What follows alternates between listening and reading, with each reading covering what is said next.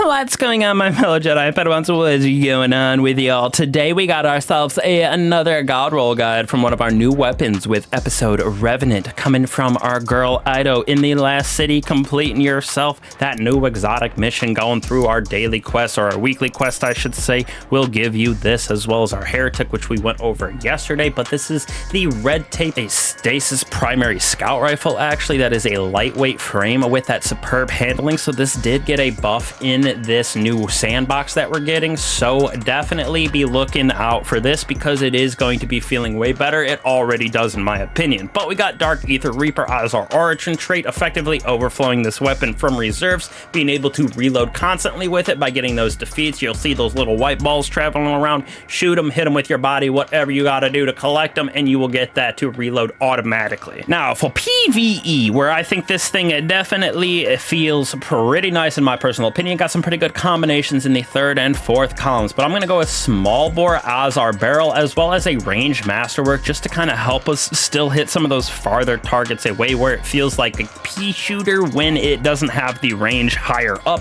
Almost in that mid 50 range is what we have it at, so it feels best with small bore in that range masterwork. Second column, we got two different options. Tactical mag is our first one, and assault mag is our second one. Assault mag gives us that +2 in our magazine. Tactical mag gives us +1, +10 to reload, +5 to stability. So in my opinion, tactical mag is always better than the appended mag, if it is an option at least for something like this, auto rifles, SMGs. Third column, we got three different options. First one for you is that Rhyme Stealer. Second option is our attrition orbs right here. And third option is our 4th times the charm. Now for this column, I would say that Rhyme Stealer is very good if we're pairing it with Headstone, very good for that frost armor. Attrition orbs, pretty solid as well for DPS, getting ourselves those orbs of power to proc, bosses, champions, stuff like that. And then with that 4th times the charm and landing those precision shots returns them to our magazine, so probably the best overall, if you will, for taking out those bosses and champions inside of this third column. Fourth column, we got three different options again. First one is our Headstone. Second one for me is Focus Fury. And last but not least, we got ourselves Explosive Payload. I think overall for this, PvE wise, Headstone with Rhyme Stealer, a very good combo. You can go 4th times the charm with that Focus Fury for one of the best DPS sides of things. Same thing with Explosive Payload,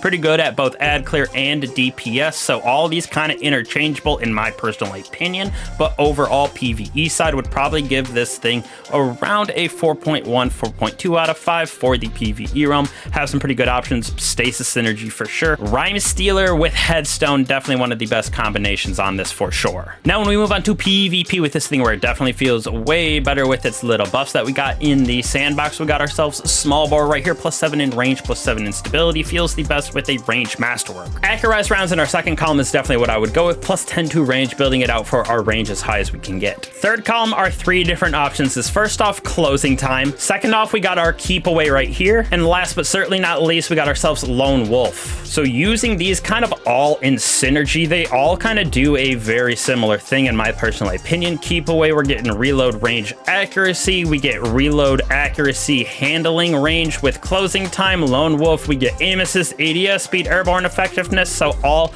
very, very good options. Don't know really what I would rank as number one, probably keep away as my number one still, but overall just very good perks in that third column. Fourth column, your three options is first off we got Headstone right here, then we got ourselves high impact reserves to do a little bit more damage, and last but certainly not least we got ourselves Explosive Payload. So with these, Explosive Payload going to be able to hit guardians around corners, do a little bit more AoE damage, definitely very good in the PvP realm. High impact also going to do more damage at the end of the magazine. It really isn't that much damage increase inside of the PvP realm, so I don't like this as our number one choice. But Headstone also very good when you're getting that. It'll slow guardians around, you can shatter crystals, a very good little synergy of that. So for me, I think overall I would go with Explosive Payload as number one, Headstone as number two, with high impact as number three. We do got some pretty good combinations like Explosive Payload with any of those in the third column are really, really good. So I think I would probably give this thing 4.3, 4.4 out of 5. Nothing too crazy, but it definitely feels way better after these lightweight frames got a little bit of a buff. So definitely go get this from Ido, get it from our girl going through that exotic mission. Definitely